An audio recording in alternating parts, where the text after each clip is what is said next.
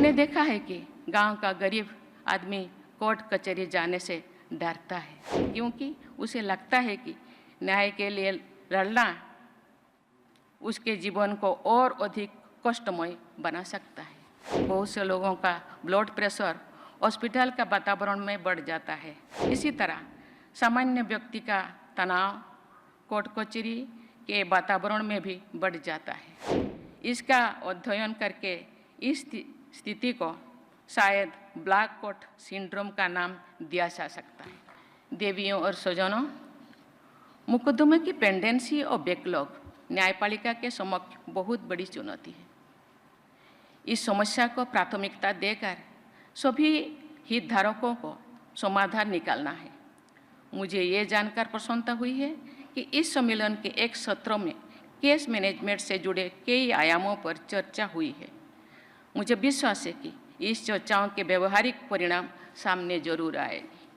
हमारी न्यायपालिका के समक्ष ऐसे अनेक चुनौतियां हैं जिनके समाधान के लिए सभी हितधारकों को समन्वित प्रयास करना होगा।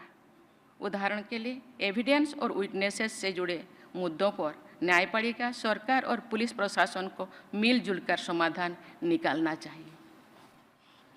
देवियों और स्वजनों, ये हमारे सामाजिक जीवन का एक दुखद पहलू है कि कुछ मामले में साधन संपन्न लोग अपराध करने के बाद भी निर्भीक और निश्चत घूमते रहते हैं।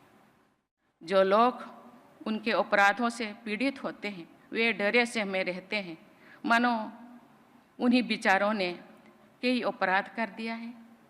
महिला पीड़िताओं की स्थिति और भी खराब होती है, क्योंकि प्रायः समाज के लोग भी उनके साथ नहीं देते। मैंने देखा है कि गांव का गरीब आदमी कोर्ट कचहरी जाने से डरता है और बहुत मजबूरी से ही अदालत की न्याय प्रक्रिया में भागीदार बनता है।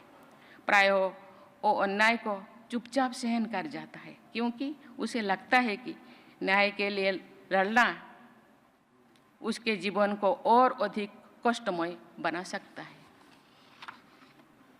उसके लिए एक बार गांव से दूर अदालत तक जाना ही बहुत बड़े मानसिक और आर्थिक दबाव का कारण बन जाता है।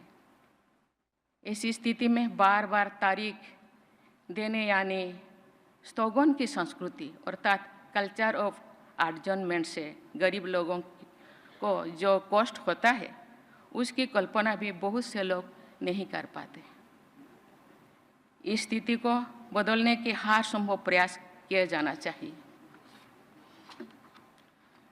हम लोग व्हाइट कोट हाइपरटेंशन के बारे में जानते हैं और सुनते हैं।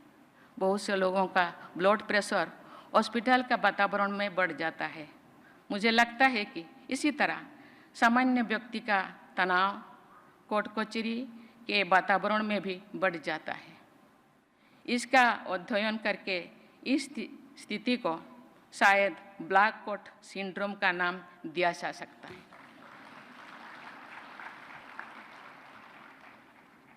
अदालत में सामान्य लोग घबराहट में प्रायः अपने पक्ष में बातें भी नहीं कह पाते हैं जो वे अच्छी तरह से जानते हैं और कह सकते हैं, लेकिन कह नहीं पाते।